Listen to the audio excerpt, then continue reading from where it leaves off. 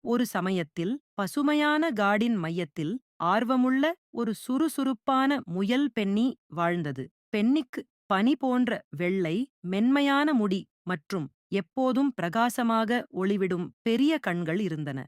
பெண்ணி காடு முழுவதும் ஆராய்ந்து பார்க்க விரும்பியது. ஒரு அழகான வெயில் காலை தன் வாழ்விடத்திலிருந்து அவன் துள்ளி வெளியே வந்தான். அவன் மூக்கு சுறுசுறுப்பாக அசைந்து கொண்டிருந்தது. இன்றொரு சாகசத்திற்கான சரியான நாள். வானம் சூரிய ஒளியில் பிரகாசித்தது. இதமான காற்று காடை தழுவியது.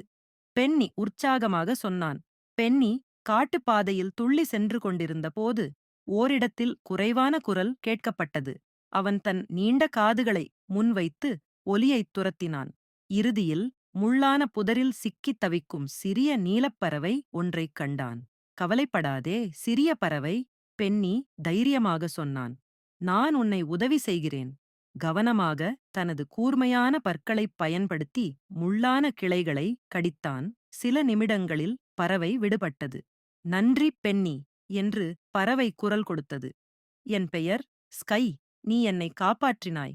எனவே நான் உன்னுடன் சாகசத்தில் சேர விரும்புகிறேன். என்னை பின்தொடரு.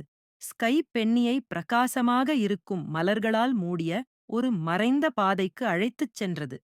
இந்த பாதை மந்திரமேட்டுக்கு கொண்டு செல்லும். ஸ்கை விளக்கினான். பென்னியின் கண்கள் ஆச்சரியத்தால் விரிந்தன. மந்திரமேட்டைப் பற்றிய கதைகளை அவன் கேட்டதுண்டு. ஆனால் அது நிஜமென்று நினைத்ததில்லை. அவர்கள் பாதையில் சென்று கொண்டிருந்தபோது அவ்விடத்தில் பிரகாசமாக ஒளிவிடும் ஓர் ஆறு வந்தது. அங்கு ஒரு புத்திசாலி பழைய ஆமை அந்த ஆற்றைக் காவல் பார்த்துக் கொண்டிருந்தது. ஆற்றைக் கடக்க நீங்கள் எனது புதிரை தீர்க்க வேண்டும். ஆமை சிரித்துக்கொண்டே சொன்னது. எதற்கும் வேறில்லை. மரங்களை விட உயரமாக உள்ளது. மேலே மேலே போகிறது. ஆனால் வளரவில்லை. அது எது? பென்னி கவனமாக யோசித்தான். ஒரு மலை. அவன் உற்சாகமாக சொன்னான். சரி, ஆமை சொன்னது. நீங்கள் கடந்து செல்லலாம். உங்கள் பயணத்திற்கு வாழ்த்துக்கள்.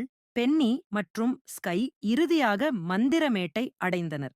அந்த மேட்டில் மலர்கள் சிறிய விளக்குகளைப் போல பிரகாசமாக இருந்தன மற்றும் பளபளக்கும் இறக்கைகள் கொண்ட பட்டாம்பூச்சிகள் வானில் நடனமாடின. நாம் வெற்றி பெற்றோம். பென்னி மகிழ்ச்சியாக சொன்னான். இது மிக சிறந்த சாகசம். சூரியன் மறையத் தொடங்கிய போது பென்னி மற்றும் ஸ்கை வீட்டிற்கு திரும்பினர். எனது சாகச நண்பனாக இருந்ததற்கு நன்றி, பென்னி ஸ்கையிடம் சொன்னான். எந்த நேரத்திலும். ஸ்கை குரல் கொடுத்தது. நம்மைப் போன்ற நண்பர்கள் எப்போதும் அடுத்த சாகசத்திற்குத் தயார், துணிவுடன் உலகத்தை எதிர்கொள்ள.